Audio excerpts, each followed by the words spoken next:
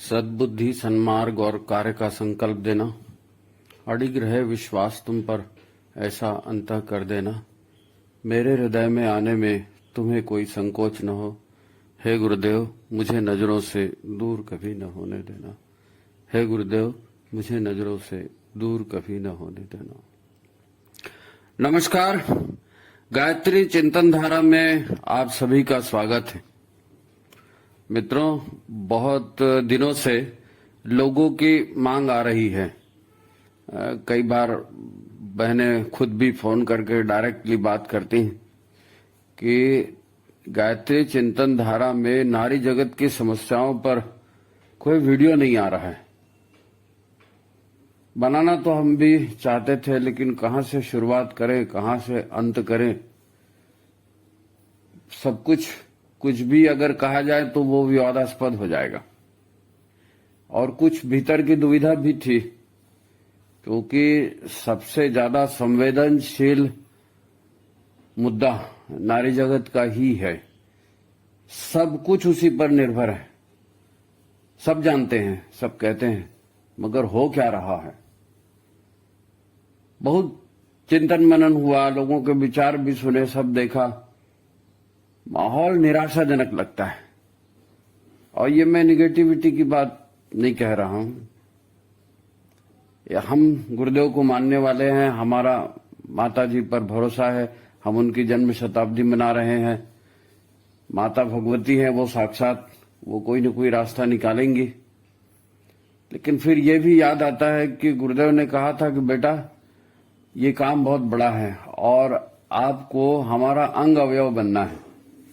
हम जो काम करना चाहते हैं उसमें आपको अपनी ओर से सहयोग देना है। अब मां भगवती करेगी या नारी करेगी या पुरुष करेंगे या क्या होगा, लगता ऐसे है कि समस्या का मूल ही नहीं समझा जा रहा है। कोई मूल को ही नहीं समझ पा रहा है। कहने को बड़ा अच्छा है कि नारी है, आदि शक्ति का रूप है, नारी पुरुष को बनाने वाली है नहीं? तो ये सब नारी के हाथ से परिवार है, नारी के हाथ से संस्कृति की रक्षा है, नारी से सब ठीक है, सब ठीक है। लेकिन आज की परिस्थितियों को देखने के पहले यह भी लगता है कि नारी का मनोबल कैसे बढ़ाया जाए। क्योंकि नारी अगर शक्ति है और वो शक्ति सन्मार्ग पर लगे तो वो जीवित है ना। उसका अपना चिंतन है, उसकी अपनी संवेदनाएं हैं, उसकी अपनी मान्यताएं हैं। वो उसको तोड़ करके उन आदर्शों को अपनाएगी कैसे।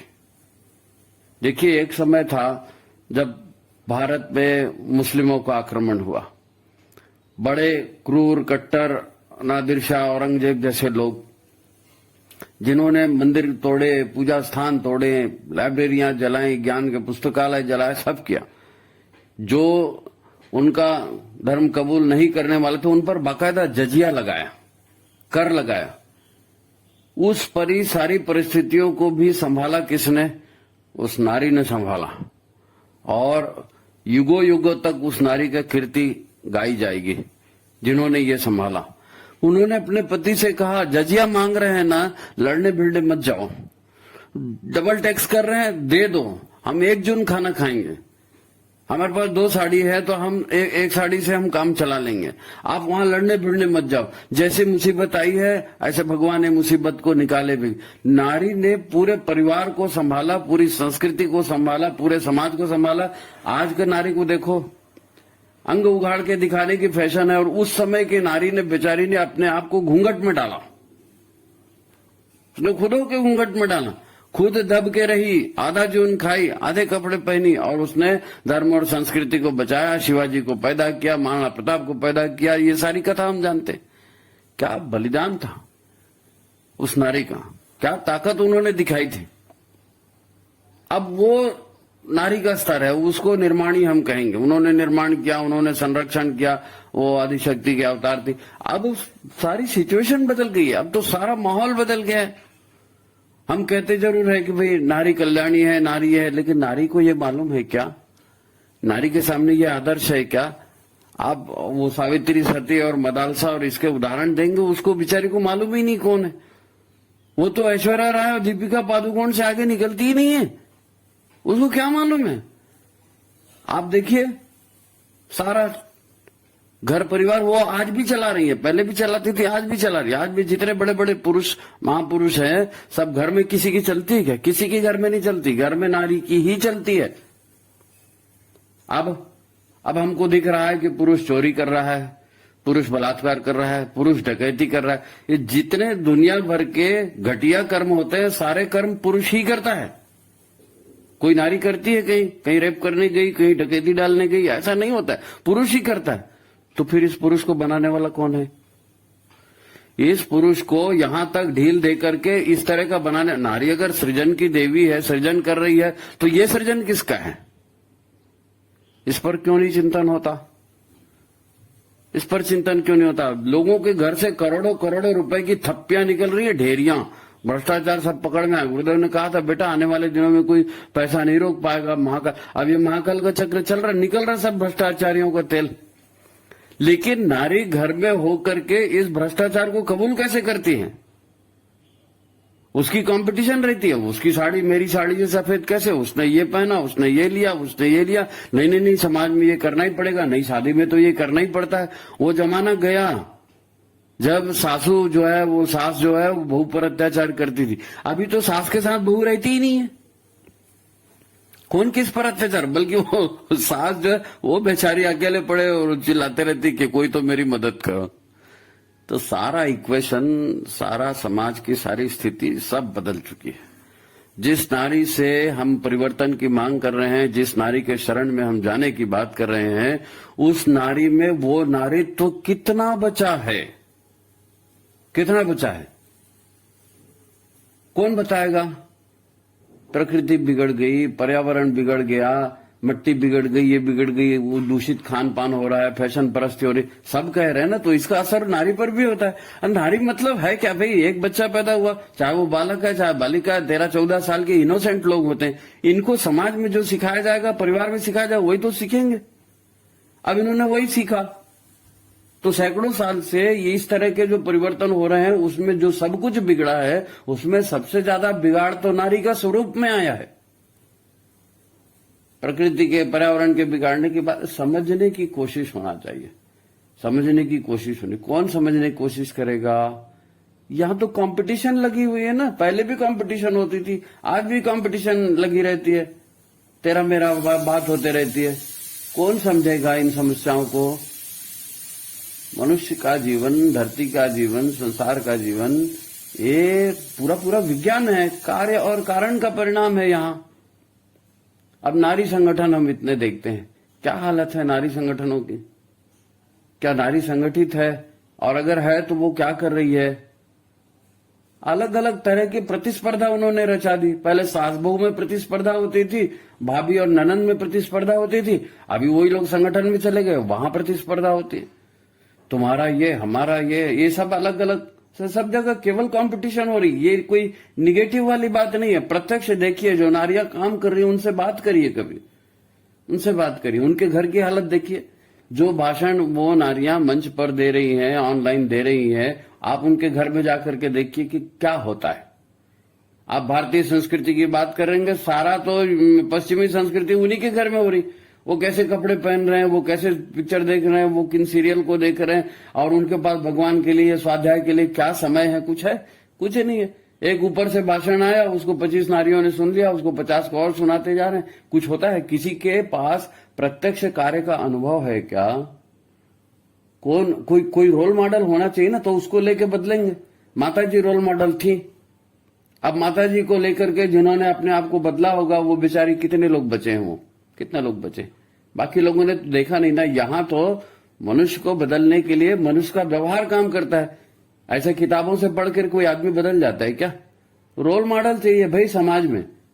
और रोल मॉडल कौन देगा? नेतृत्व देगा, नेतृत्व देगा। आप जैसे आचरण करोगे, आपके नीचे के लोग वैसे ही आचरण करेंगे। गुरुदेव ने बहुत कुछ साहित्य में लिखा, नारी ने क्या करना चाहिए, युग की क्या समस्याएं हैं, उसके समाधान क्या हैं। वो बेचारे 3200 किताबें, 3500 किताबें, न जाने कितनी किताबें लिख गए। अखंड ज्योति आज भी आ रही है उन्हीं के विचारों से। माता जी ने भी बहुत सारे उद्बोधन दिए हैं, उनके भी बहुत सारे उद्बोधन है, नेट में है, पुस्तकों में है। बहुत प्रयास उन्होंने किया, प्रयास बहुत किया, लेकिन जो कलयुग की धारा है, जो आसुरी प्रवृत्ति की धारा है, वो इतनी तेज है, इतनी तेज है, इतनी तेज है कि ये सारे प्रयास उसके सामने बहुत गौण पड़ते हैं। अच्छा, जब किसी से बात करो तो लोग कहते हैं हमारे हाथ का जो काम है हम उतना करेंगे भाई, हम पूरे समाज को कैसे देखें? अब समाज को, पूरे समाज को कौन देखेगा? फिर आप अपना अपना देखेंगे कि हाँ मेरे में इतना था, मेरी ये औकात थी, मैंने इतना कर दिया, हो गया काम। आपकी दृष्टि से वो हो गया काम। लेकिन हम युग निर्माण की बात करते हैं तो युग की स्थिति, युग के लिए प्लानिंग कौन बनाएगा? और युग के प्लानिंग जो बना के रखी है गुरुदेव ने, उसको इम्प्लीमेंट कौन कराएगा? क्या वैसा हो रहा है? क्या लोग वैसा कर रहे हैं? आज की परिस्थितियां टोटल बदल गई, बहुत बदल गई। यहां तो 5 साल में समाज पूरा पूरा बदल जाता है। अब क्या करें? नई नई परिस्थितियां बन रही है, तो इन परिस्थितियों पर मंथन होना चाहिए। अभी परिवार की क्या स्थिति है? परिवार भी कहां बचे? माता पिता रहते हैं, एक संतान होती है, बस एक संतान, और कोई होता ही नहीं है। सारे एम्बिशन उसी के ऊपर, तू ऐसा बन जा, तू ऐसा बन जा, तू ऐसा बन जा, चूचू का मुरब्बा बन जाता है वो। और कंपटीशन अलग। वो आज ये मान्यता हो गई है कि पूजा पाठ करना है, कर दिया, जाप करना है, कर दिया, अनुष्ठान करना है, कर दिया, लेकिन रिजल्ट, परिणाम उसका क्या निकला और कुछ दिख रहा है क्या? अगर वो परिणाम नहीं दिखेगा तो आपको फॉलो कौन करेगा? आपको फॉलो कौन करेगा? भाई मैंने एक चाय की दुकान खोली, उसके साथ एक भजिया की दुकान, भजिया भी बेचने लगा, फिर उसी के साथ कचौड़ी समोसा बेचने लगा, फिर ब्रेड भी रखने लगा, मेरा धंधा अच्छा चलने लगा। पड़ोसी ने देखा इसने ऐसा ऐसा किया, इस चौक में किया, वो भी दूसरे चौक में जाके वैसे ही धंधा करने लगा। अब कोरोना के टाइम में हुआ ना, बेचारे कितने लोग बेरोजगार हो गए, लोगों को कोई रोजगार नहीं मिला, लोगों ने सब्जियां बेचना शुरू कर दी, और आज वो परमानेंट धंधा कर रहे हैं, हजारों रुपए उससे कमा रहे हैं। तो एक रोल मॉडल चाहिए आपको परिवर्तन के लिए, आदर्श चाहिए। किसको देखकर हम बदलें? दिमाग से बदलता नहीं है, साहित्य से बदलता नहीं है, संस्कार और आचरण से बदलाव आता है। तो उसके लिए रोल मॉडल चाहिए ना। अब वो रोल मॉडल दिख नहीं रहा है। क्या क्या क्या लिखे नारी जगत के बारे में? क्या क्या समस्या का समाधान नारी को? गुरुदेव माता जी की दी हुई समस्याओं पर अगर कोई काम नहीं कर रहा है तो हम एक वीडियो बना के क्या कर लेंगे? क्या होने वाला है उससे? समस्या इतनी कठिन है, इतनी आसान नहीं है। आप आयोजन कर रहे हैं, लाखों रुपए खर्चा कर रहे हैं, तामझाम हो रहा है, कौन मना करेगा? करो करो। रिजल्ट क्या होगा उसका? अभी की स्थिति देख लीजिए, क्या है परिणाम, क्या निकलेगा? भगवान जाने, भगवान मालिक है, गुरुदेव मालिक है, वो जो कर रहे हैं बहुत अच्छा कर रहे हैं। लेकिन हमारा एक निवेदन है, अब जब नारी समस्याओं पर बात कर रहे हैं तो ये इतना ज्यादा संवेदनशील मुद्दा है, कुछ मुद्दे हैं जिस पर ध्यान जाना बहुत जरूरी। आज नारी माने फैशन की गुड़िया बन गई है, नारी माने डॉक्टर इंजीनियर बन गई है, नारी मिलिट्री में भी है, नारी साइंस भी कर रही है, नारी लेबर भी कर रही है, बहुत सारा ये नारी कर रही है। लेकिन उसके साथ वो जो अंग्रेजों ने जो फेमिनिज्म चलाया था, नारी स्वतंत्रता, वो आंदोलन खत्म नहीं हुआ। नारी स्वतंत्रता वो आज भी है। आज भी हमारे के पढ़े लिखे संभ्रांत लोग जो हैं विदेशों में जाके नौकरियां करना चाहते हैं, और विदेशों का भी उनको वो बड़ा बड़ा स्वरूप दिखता है। दूसरे देशों का, अमेरिका का या ब्रिटेन का, वहां का जो मिडिल क्लास है, वहां का जो लोअर क्लास है, उसको नहीं देखते लोग।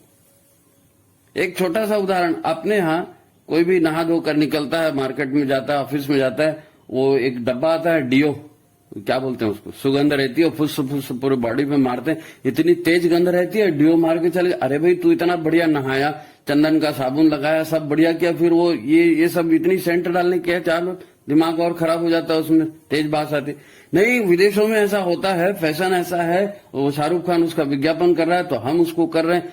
ये हमारा कल्चर है।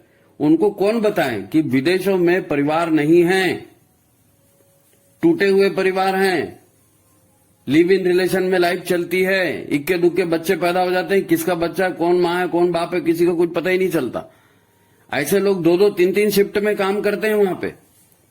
उन महिलाओं को, बेचारों को कपड़े पहनने का टाइम नहीं मिलता। उन महिलाओं को बोलो कि आप साड़ी पहनो, जंपर पहनो, उनकी भी इच्छा होती होगी कि हम भी श्रृंगार करें, लेकिन उनके बेचारे के पास श्रृंगार का टाइम नहीं है। वो बेचारे हाफ पैंट पहनी, टी शर्ट पहनी, चले काम पे। और हमने उनकी मजबूरी को अपने यहां फैशन बना लिया। अब उनकी उनकी मजबूरी है, उनका परिवार नहीं चल रहा है, उनको आय इतनी नहीं हो रही है, उनको 2-2 शिफ्ट में काम करना पड़ रहा है। बेचारी वहां की महिलाएं कैसे सजेंगी, कैसे संवरेंगी? वो मॉडल में जो दिखाया जाता है, हाई हील की ये पहन लिया और वो मिडी पहन लिया और वो फलाना, ये एग्जीक्यूटिव क्लास जो ऊपर के क्लास है, जिनके पास बहुत पैसा है, ये उनको दिखाते हैं। कभी भी किसी भी मीडिया में मिडिल क्लास या लोअर क्लास को नहीं दिखाया जाता। लेकिन हमारी नारियां हैं, और भले वो कितने परिवार निर्माण पर भाषण दें, नारी स्वतंत्रता पर भाषण दें, लेकिन वो कॉन्सेप्ट उनके दिमाग से निकलता नहीं। हो गए डॉक्टर, इंजीनियर हो गए, सब हो गए, बहुत तरक्की कर ली, सब हो गया, लेकिन हमारी संस्कृति का मूल हमारी परिवार व्यवस्था है। उस परिवार व्यवस्था को बनाने का काम नारी का है, संतान की उत्पत्ति का काम नारी का है, संतान को संस्कार देने का काम नारी का, परिवार का है। नारी बनेगी, परिवार बनेगी, हम तो करते ना, आओ गढ़े संस्कारवान पीढ़ी, कितनी बड़ी बातें हैं उसमें। लेकिन वो सारी व्यवस्था बनाना किसी 1-2 के बस की बात नहीं है।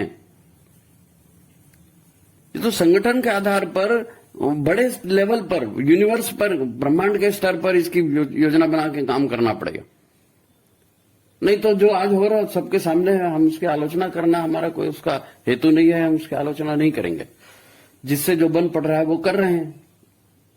लेकिन ये जो चीजें हैं अब इतनी बिगड़ चुकी हैं। देखिए, मैं आपको एक उदाहरण बताता हूं, कभी गंभीरता से इसको लेना। हम लोग मामूली ये कहते हैं कि भाई खाद पानी का अन्न आ रहा है, पानी में प्रदूषण हो रहा है, हवा में प्रदूषण, इसको इतना हल्के में मत लीजिए। पंच तत्व से ये सृष्टि बनी है ना, पृथ्वी, जल, वायु, अग्नि, आकाश। इसमें सबसे जड़ तत्व पृथ्वी है और सबसे उच्च तत्व आकाश है। आकाश सबसे ऊंचा और सबसे महत्व तत्व है और पृथ्वी सबसे जड़ तत्व है। अब ये 5 तत्व हैं। तो सबसे पहले जंगल कटे, मिट्टी प्रदूषित हुई, रासायनिक खाद, यहां तक सबको समझ में आया, लोगों ने इसका अल्टरनेटिव निकाल लिया। पानी में प्रदूषण हुआ, पानी नीचे चला गया, उसका अल्टरनेटिव निकाल लिया, आपने अपने घर में आरओ लगा लिया, है नहीं? कहीं पर भी जाओगे, प्रोग्राम में देखोगे बॉटल में पानी आता है, वो उन्होंने एक समाधान उसका निकाल लिया। वायु प्रदूषण के लिए कुछ कर सकते हो? अब ये ग्लोबल क्लाइमेट और ये जो हो रहा है, तापमान में बढ़ोतरी और समुद्र पिघल रहा है, ये सारा हो रहा है, या प्रकृति उसको सुधारने के लिए अति वर्षा, ये भूकंप आ रहे हैं, सूखा पड़ रहा है, ये सारी चीजें हम लोगों को बताते हैं, हम जानते हैं। लेकिन इससे भी बड़ा एक बात है, वो क्या है? वो है अग्नि मांद्य। अग्नि का प्रकोप, पृथ्वी, जल, वायु, जो तो बड़े बड़े भाषण की बात है, अग्नि तो अपने हाथ का, अग्नि तत्व को हमने खुद बिगाड़ दिया। बिना भूख लगे खाना खाते हैं, 10 बार नाश्ता कर रहे हैं, 10 बार प्रसाद खा रहे हैं, और हर किसी को देखिए कॉन्स्टिपेशन की शिकायत है, गैस की शिकायत है, कमर में दर्द है, पीठ में दर्द है, हाथ यहां से काम नहीं करता, पैर वहां से काम नहीं करता। क्या है ये? ऐसा कहीं चलता है? जो निर्माणी है, जो स्वयं को नहीं निर्माण कर पा रही है, वो परिवार का कैसे निर्माण करेगी? कैसे बच्चों को बताए? अब आप बता रहे हैं, लोगों को बता रहे हैं, भाई आओ गढ़े संस्कारवान पीढ़ी, ये ऐसा 2-4 महिलाएं निकलती हैं, 10-20 महिलाएं निकलती हैं, काम कर रही हैं, अच्छा काम हो रहा है, नो डाउट। लेकिन ये पर्याप्त है क्या? बड़े लेवल पर इस पर विचार करना पड़ेगा, बड़े लेवल पर इसका विचार करना पड़ेगा। और अब जो है ना, पंचतत्व की स्थिति इतनी खराब हो चुकी है कि इसके लिए विशेष प्लानिंग बनानी पड़ेगी। अभी तक हम कह रहे थे कि भाई मिट्टी, जल, वायु ये खराब हो गया, तो आपने ठीक है जैविक अन्न उपजाना शुरू कर दिया, पानी के लिए आपने आरओ लगाना शुरू कर दिया, और जो है ऑक्सीजन कम हो रही है, वो कम हो रही है, इसके पर तरह तरह के उपाय हो रहे हैं। लोग समस्या भी कर रहे हैं कि ग्लोबल वार्मिंग इसी से हो गई, बाढ़ आ गई, तूफान आ गया, तो लोग चिंतन कर रहे हैं, उस दिशा में जा रहे हैं। लेकिन सबसे बड़ी बात जो सांस्कृतिक लिहाज से, आध्यात्मिक लिहाज से हम कहते हैं, 5 तत्वों से ये ब्रह्मांड बना है, पृथ्वी, जल, वायु, अग्नि, आकाश। तो पृथ्वी सबसे जड़ तत्व है और आकाश महत्व तत्व है, सबसे बड़ा तत्व है। अब अग्नि और आकाश के बाद अग्नि और आकाश इतने ज्यादा संवेदनशील तत्व हैं कि ये सबको कब बर्बाद कर देंगे आपको पता नहीं चलेगा, कब आबाद कर देंगे ये भी पता नहीं चलेगा। अग्नि मांद्य है, वो जो उठ बैठ नहीं पा रहे हैं उसकी वजह से था। अब आपको एक उदाहरण बताता हूं। हमारे यहां साउथ में एक मंदिर है, वो कोई 4000 साल पुराना मंदिर है। वहां ऋषि भारद्वाज के समय का एक आलेख है, शिलालेख। अब उस शिलालेख में विमान बनाने की, हवाई जहाज बनाने की पूरी पद्धति खुदी हुई है, और उसके आखिरी में लिखा है, उस शिलालेख के लास्ट में, कि आपको हम बता दिए कि हवाई जहाज ऐसे ऐसे बनता है, ऐसे ऐसे काम करता है, लेकिन इतना याद रखना कि ये हवाई जहाज आकाश में उड़ाओगे तो आकाशीय तत्व डैमेज होगा और उसकी वजह से मनुष्य का जीवन प्रभावित होगा। अब आकाशीय तत्व को उस समय भारद्वाज ऋषि ने लिखा था कि ये ऐसा डैमेज होगा। अब तो सारा ट्रांसपोर्टेशन, सारा लोग आना जाना, हर मामूली चप्पल वाला आदमी भी प्लेन में जा रहा है ना। और सिर्फ प्लेन में जा रहा है ऐसा नहीं है, मोबाइल आ गया तो सैटेलाइट से हो रहा है सब काम। 2G आ गया, 3G आ गया, 4G आ गया, 5G के लिए कितना तहलका मचा कि 5G से और खतरा है। आपने सुना होगा, सोते समय सिर के पास मोबाइल नहीं रखना, छाती के पास मोबाइल नहीं रखना, जेब में मोबाइल नहीं रखना, ऐसी ऐसी किरणें निकलती। ये बहुत खतरनाक है। जो जिस हिसाब से विज्ञान आगे जा रहा है, उससे अगर समाज को बचाना है, मनुष्यता को बचाना है, और हम बात नारी की करें तो नारी को वो सारी चीजें कौन समझाएगा, कहां से वो समझ आएगी। अब ये 5G चालू हो गया, अब इतने सारे सैटेलाइट हैं और पूरा आकाशीय तत्व डैमेज हो गया है। वो लोग बोलते हैं ना कि ओजोन की लेयर बात अलग है। आकाश जिसको हम शब्द ब्रह्म कहा गया, वो शब्द ब्रह्म तो वही है ना, वहीं से विचार आते हैं। चिद्रूपिणी, महामाया, सब आकाश से विचार आते हैं ना। कॉस्मिक एनर्जी, कॉस्मिक बॉडी और कॉस्मिक एनर्जी वहां से पूरा हमारे अंदर आ रहा है। अब ये प्रदूषण वहां जाएगा, महर्षि भारद्वाज जी की चेतावनी, उसका क्या होगा। और ये दिख रहा है ना, उन्होंने कहा है आकाशीय तत्व खराब हो जाएगा तो लोगों में पागलपन बढ़ेगा, लोगों की सहन शक्ति खत्म हो जाएगी, लोगों में चिड़चिड़ाहट बढ़ जाएगी। क्या ये दिख नहीं रहा है समाज में? आप जरा 2 मिनट किसी से समझाने जाओ, वो बोलेगा भाषण बंद करो। तो सुनने, समझने, सोचने के लिए कोई तैयार नहीं है। उसमें नारी का भी है, नारी भी सुनने, समझने, सोचने के लिए तैयार नहीं। अब उसके माध्यम से सृजन करना है, युग का निर्माण करना है। हमारी पूरी श्रद्धा है और वाकई नारी ही कर सकती है, लेकिन कैसे होगा। जब आप उस गड्ढे को देखेंगे, जब आप उस विराटता को देखेंगे जो कितना बड़ा नुकसान हो चुका है, उसको कैसे करेंगे। प्रकृति के आधार पर चलती है, देव संस्कृति प्रकृति के आधार पर चलती है। हमारी जो अनपढ़ महिलाएं थी, जो जब मंदिर तोड़े गए हमारे और सब समाज को भ्रष्ट किया गया, उस समय हमारी महिलाओं ने अपने आप को घूंघट में रखा, हमने आपको बताया ना। तो उन्होंने उस समय भी ये याद रखा कि आज एकादशी है, कल अमावस है, उस दिन चौथ है, उस दिन एकादशी को ऐसा करना है, उस दिन ऐसा करना है, इस दिन ऐसा करना है। आज की महिला को मालूम है क्या? किसी को पूछो एकादशी क्या होता है, चौदस क्या होती है और अमावस क्या होती है, नहीं बता पाएंगे। हमारी संस्कृति, हमारे संस्कार में पोथी, पंचांग, तिथियों का कितना महत्व है। हर कार्यक्रम तो हमारे उसी आधार पर होते हैं, उसी आधार पर मुहूर्त निकलता है। तो भैया ये गड्ढा बहुत बड़ा है, ये गड्ढा बहुत बड़ा है। और नारी की जिस समस्याओं पर हम मुंह इसीलिए नहीं खोलते क्योंकि ये समस्या बहुत ज्यादा है, बड़ी है, और नारी के लिए दायित्व हमने इतने सारे बना करके रख दिए हैं। और उस पर अगर 100 रुपए का काम होना चाहिए तो उस पर 8 अन्नी का भी काम नहीं हो रहा है। बड़े दुख के साथ कहना पड़ता है। हमारा तो वंदनी माता जी पर भरोसा है, माँ भगवती है, चाहे जो उनके लीला वही जाने कैसे होगा। हमको विश्वास है कि होगा, लेकिन अभी हम बताने की स्थिति में नहीं। हमको समझ में आएगा तो हम बताएंगे ना। गायत्री चिंतन धारा इतना सारा युग निर्माण का साहित्य है, आप देखिए, पढ़िए, और हम तो यही कह सकते हैं गुरुदेव माता जी की जय। आप उसमें रास्ता निकालिए। हाँ, ये जरूर है कि ये सिरदर्द नेताओं का ज्यादा है, जो लीडरशिप कर रहे हैं उनको इस चीज को सोचना पड़ेगा। नहीं समझ में आता तो सारे लीडर एक साथ बैठिए, सोचिए। मशाल का चित्र इसीलिए बनाया गया। मेरा से फुर्सत नहीं है भैया, कान पकड़ते हैं, हम इस विषय पर बात नहीं करेंगे। आज इतना बोल दिया, आपके आग्रह पर बोल दिया, आगे बड़ा मुश्किल है। गुरुदेव माता जी पर भरोसा करिए, महाकाल हैं, कल्याण करेंगे। ठीक है, नमस्कार।